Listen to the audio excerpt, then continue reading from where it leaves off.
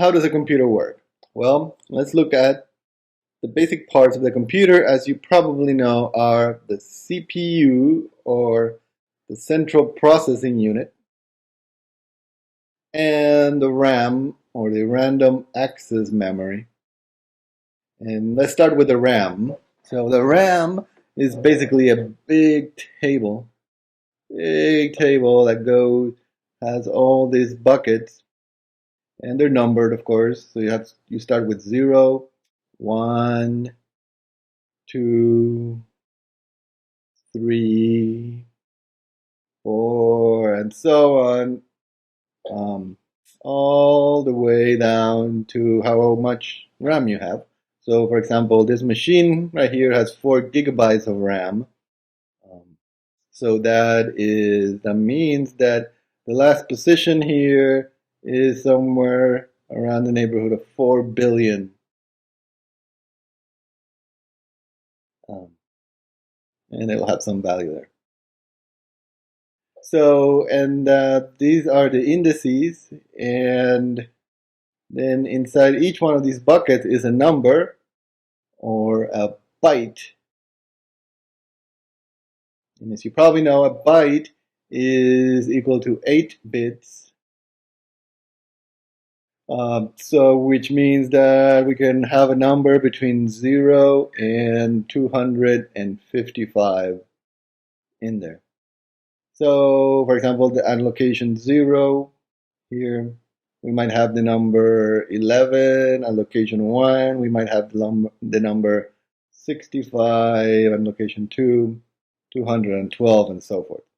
Okay, so what does the CPU do with the RAM? Well, basically, the only thing that the CPU can do is it can read information from the RAM, and it can store information back into the RAM at various positions.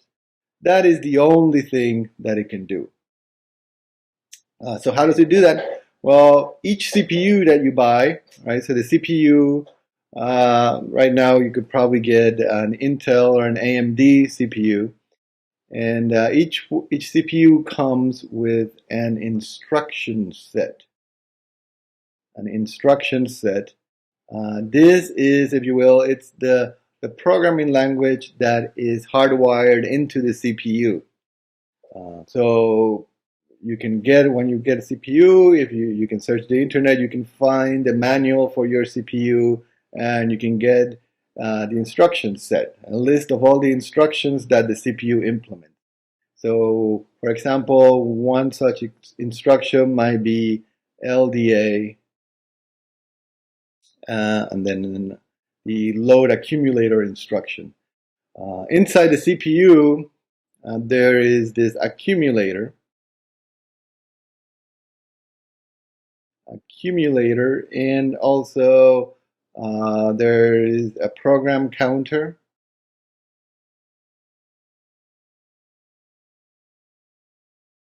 and usually also some registers.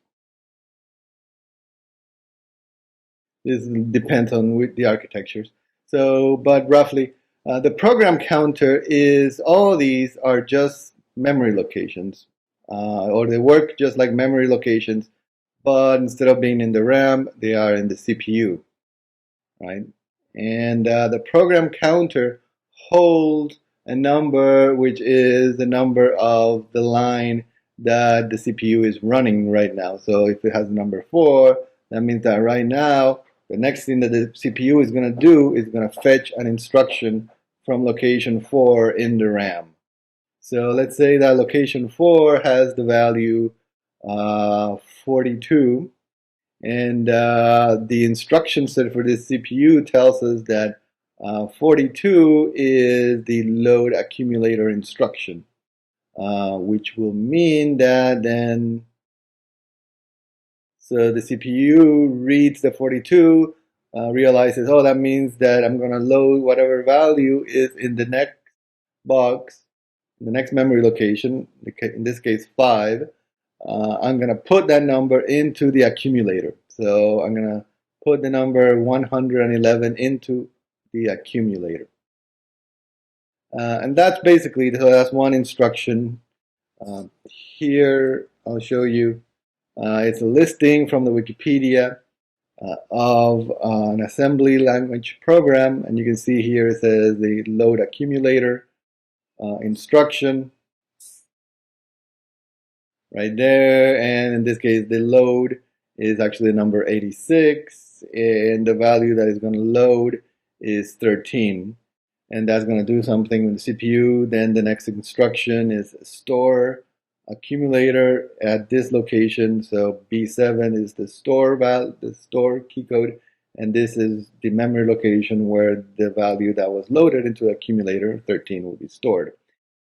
There's also the jump instruction. Jump tells the program counter to jump to this other location. So it says, okay, you are memory location Z00D, go to the other location.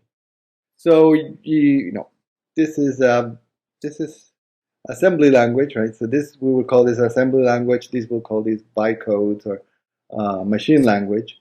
It's a very simple translation from here to here, right? We just change the LDA to the number 86, and we changed this string to the number 13 because it was defined above here somewhere else to be the number 13. So that's how the program runs.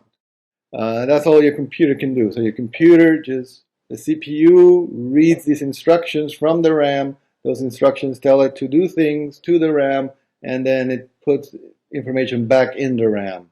Now, you might be wondering, well, so how does, my screen work, right? So you have a monitor here, and you can see pretty pictures. You're looking at them right now. How does that work? Well, at its simplest, basically, if you look closely, you see that your monitor is just a bunch of pixels, one after the other, right? It has probably a resolution of 1024 by 768.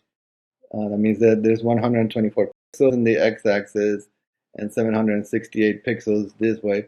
And what the way the computer is set up is that this first pixel here corresponds to a place in memory, right? And actually probably a set of places, the first 4 spots.